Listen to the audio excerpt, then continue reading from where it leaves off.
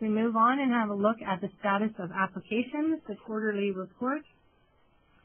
The Natural Health Products Director does issue quarterly updates as to the status of the product license application and their progress in issuing licenses.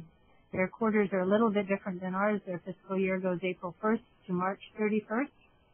So this report that we're looking at now is from the fourth quarter, which would cover January 1st to March 31st of this year.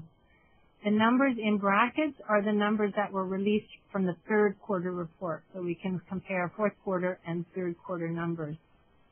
So up to the end of March 31st, 2010, the government had received 47,997 product license applications since the regulations were implemented in January 1st, 2004.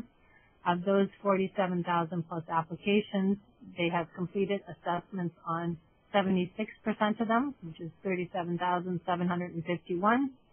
Of those completed assessments, 20,149 natural health products were licensed, and that represents a total of 26,094 products, since you can have different flavors or package sizes within the same application.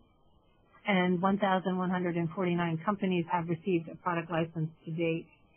So they're basically reviewing and completing the same number of PLAs as they come in. So they've received about 3,000 product license applications within the fourth quarter, and they've completed the assessment of about 3,000. So they're sort of just keeping their head above water in terms of the number of applications coming in and the number being licensed.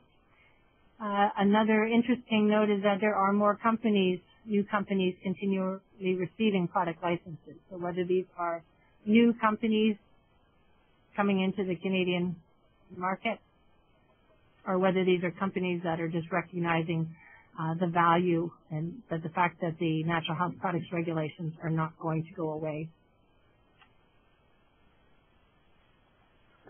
Some other information from the Status of Applications quarterly report. 77% of the applications in the backlog and 69% of the regular workload applications have been completed or in the process of being completed. Completed refers to the fact that the product is either licensed, refused, or the application withdrawn. Again, the numbers in brackets refer to third quarter numbers. 99% of the applications in the backlog have been addressed, and 78% of the regular workload applications have been addressed.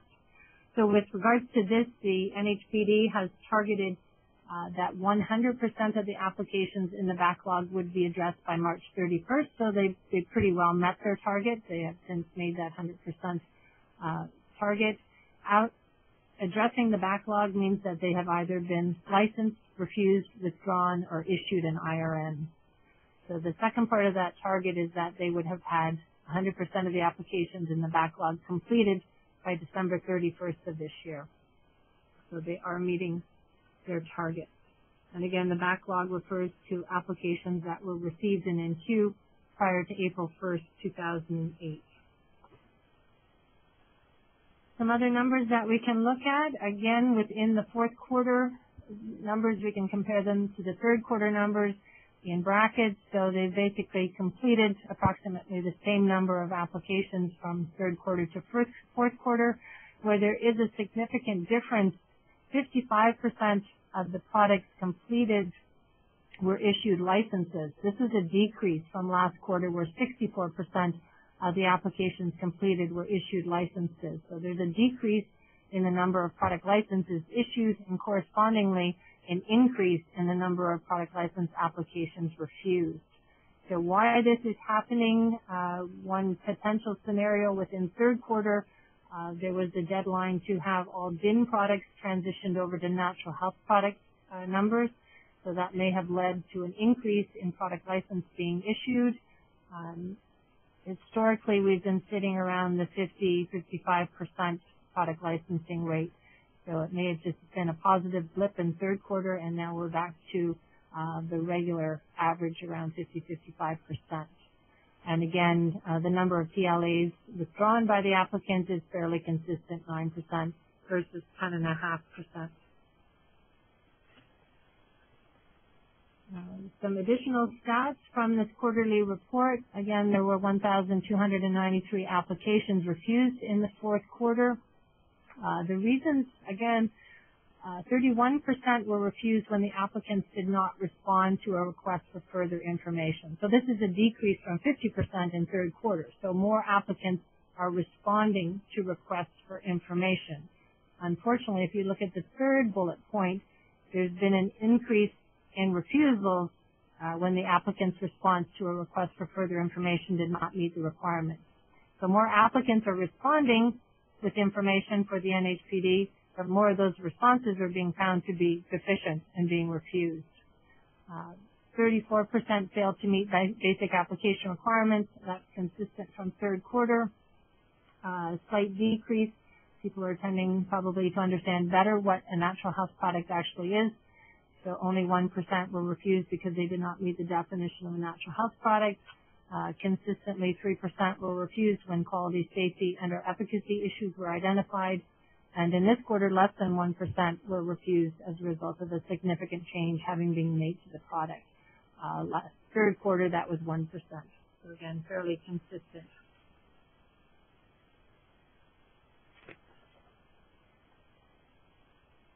It's amazing how many changes can occur in 3 months, but we still have more information to cover.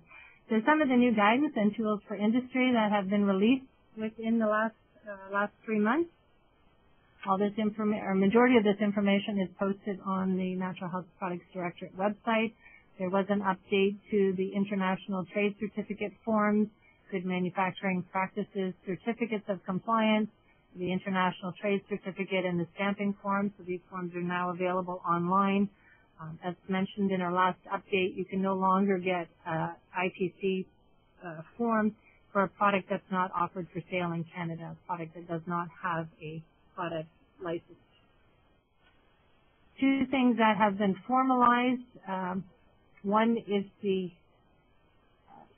Foreign Site Reference Number application form and the Foreign Site Reference Number authorization form. There was a test pilot previously conducted with regards to foreign site reference numbers, and now this has been formalized as a procedure.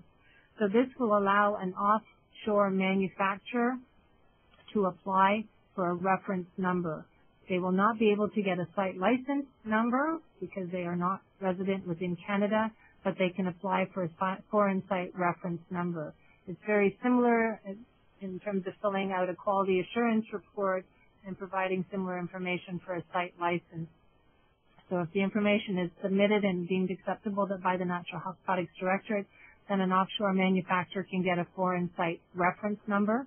So you can see there's the link for the application form there.